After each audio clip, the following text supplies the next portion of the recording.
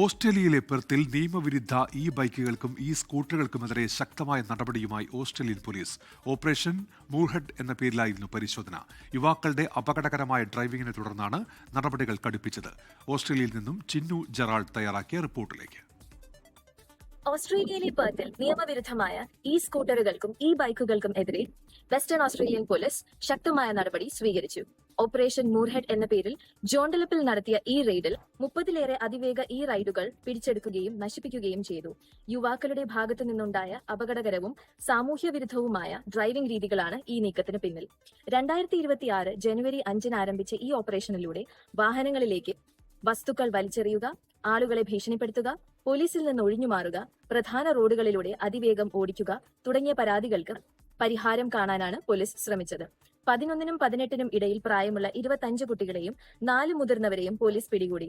മണിക്കൂറിൽ 80 കിലോമീറ്റർ വേഗതയിൽ പോകുന്ന ഒരു ഇ റൈഡബിൾ ഓടിച്ച 12 വയസ്സുകാരനും പിടിയിലായവരിൽ ഉൾപ്പെടുന്നു.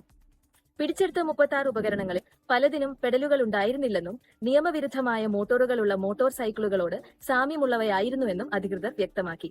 തീരപ്രദേശങ്ങൾ, ഫാസ്റ്റ് ഫുഡ് കടകൾ, പാർക്കിംഗ് സ്ഥലങ്ങൾ, റോഡുകൾ എന്നിവിടങ്ങളിലാണ് ഇത്തരത്തിലുള്ള നിയമലംഘനങ്ങൾ കൂടുതലായി നടന്നത്. ഇത്തരം പ്രവൃത്തികൾ ഒരു കാരണവശാലും അംഗീകരിക്കാനാകില്ലെന്നും സമൂഹത്തിന് ഇത് അപകടകരമാണെന്നും പോലീസ് ഉദ്യോഗസ്ഥർ മുന്നറിയിപ്പ് നൽകി. നിയമവിരുദ്ധമായ ഇത്തരം വാഹനങ്ങൾ ഉപയോഗിക്കുന്നവർക്ക് ഇതൊരു താക്കീതാണ്. പൊതുജനങ്ങളുടെ സംരക്ഷണം ഉറപ്പാക്കാൻ ശക്തമായ നടപടികൾ തുടരുമെന്ന് പോലീസ് വ്യക്തമാക്കുന്നു. ഓസ്ട്രേലിയയിൽ നിന്നും 24-ന് വേണ്ടി ചിന്നു ജെറാൾഡ്.